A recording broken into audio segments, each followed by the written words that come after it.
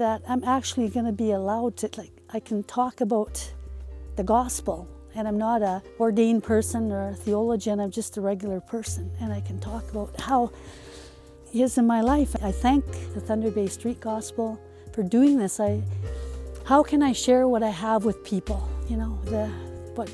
What Jesus has done in my life. The Canaanite woman is following him, shouting, "Have mercy on me, Lord, Son of David. My daughter is tormented by a demon." And when just reading, so many things came to me, but the things that really got to me was the indifference of Jesus to this woman and what a mother will do for her child, a mother's love for her child. And this mother just desperate to save her daughter.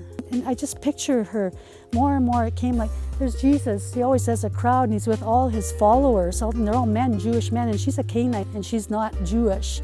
And how long has she been yelling after him, "Jesus, help me, my daughter, save my daughter, help me."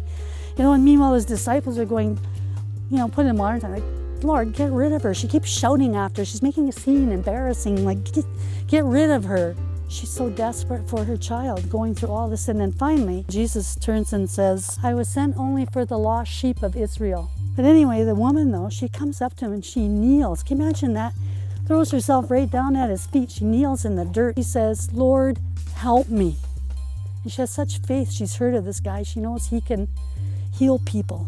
But anyway, he says, it's not fair to take the children's food and throw it to the dogs. He's just called her a dog. But she answers back right away, and truly that's got to be the Spirit talking in her. She says, "Yes, Lord, yet even the dogs eat the crumbs that fall from their master's table." And I can just picture Jesus, like,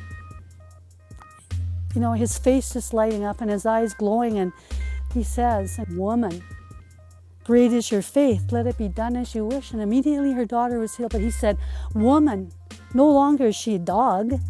She's suddenly elevated to woman. And I always think, who did he call woman first? His mom. 2010 and 11, my son tried to commit suicide and he almost succeeded. And he felt God didn't love him. God was indifferent. And I remember just going, "God, how can you be doing this?" I've been praying, sweeping my floor. I said, "You don't care." And suddenly, bang, I'm sitting on the floor like this. It's like a hand had pushed me down. And for the first time in my life, I suddenly realized, they talk about that reverential awe. Sat there and I stopped crying. And I was okay. I got up, thinking my head, shaking my head, going, "God, the stuff of faith in God I can't explain, but all I know is I wouldn't trade it. There's no money in the world that can give me this."